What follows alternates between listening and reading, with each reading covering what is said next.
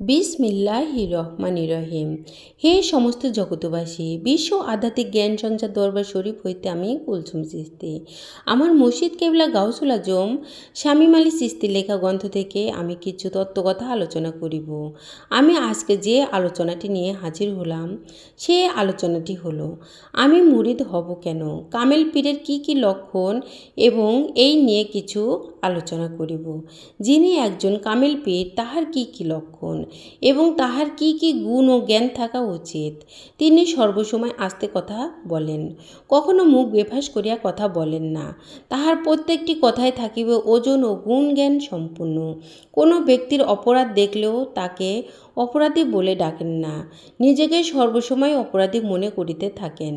কেউ তাকে অপবাদজনক কথা বললে তিনি হাসি দিয়া কথা বলে এবং প্রতিবাদী হয়ে কথা বলেন না, নিচু হয়ে নীরব হয়ে কথা বলতে থাকেন।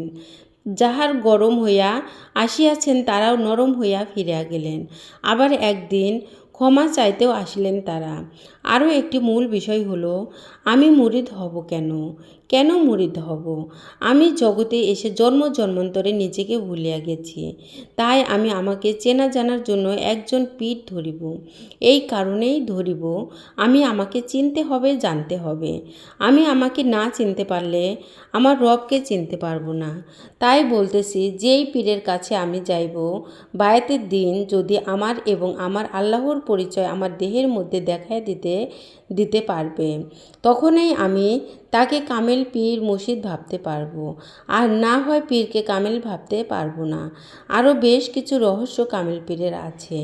একজন কামেল পীরের দ্বারা যদি কোনো কেরামত বা অলৌকিক ঘটনা হয়, পীর সাহেব তিনি কাহারও কাছে প্রকাশ না করে গোপন করিয়া থাকে, নিজেকে সর্বদা ছোট করিয়া রাখেন।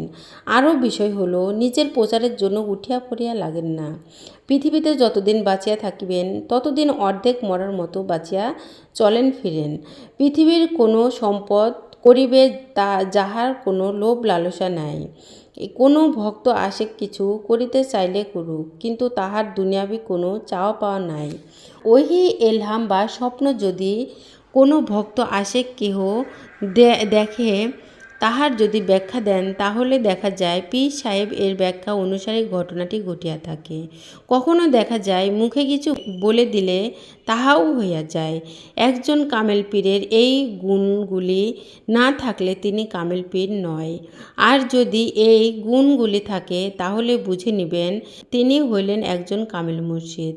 একজন কামেল পীর চেহারার দিকে চাইলেও মনটা নরম হইয়া ভালো দিকে গমন করতে থাকে। ভক্তের সামনে কি ভালো মন্দ কিছু খবর বলিয়া দিতে পারে, তাহা সঠিক খবর হইয়া থাকে। এই হলো একজন কামেল পীরের লক্ষণ। এই কথাগুলো আমি আবারও আপনাদের সামনে আলোচনা করলাম।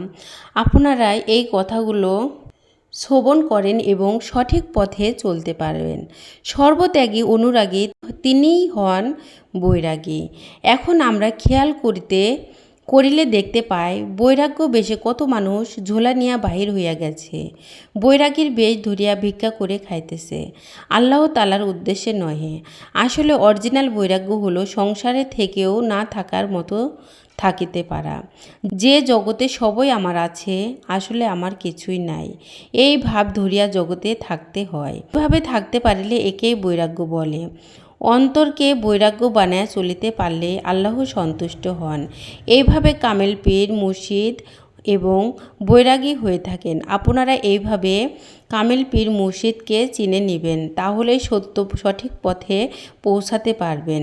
আমার কথাগুলো যদি আপনাদের কাছে ভালো লেগে থাকে তাহলে অবশ্যই যারা চ্যানেলটি এখনও সাবস্ক্রাইব করেন নাই, সাবস্ক্রাইব করে পাশে থাকবেন এবং কমেন্টে জানাবেন আপনারা কী ধরনের আলোচনা চান। আমি মন প্রাণ অন্তর দিয়ে চেষ্টা করিব আপনাদের পছন্দ মতো আলোচনা নিয়ে আসতে। সকলে আমার জন্য দোয়া করবেন, আমি যেন আপনাদের পাশে এইভাবে থাকতে পারি। সকলে ভালো থাকবেন, সুস্থ থাকবেন। আল্লাহ হাফেজ।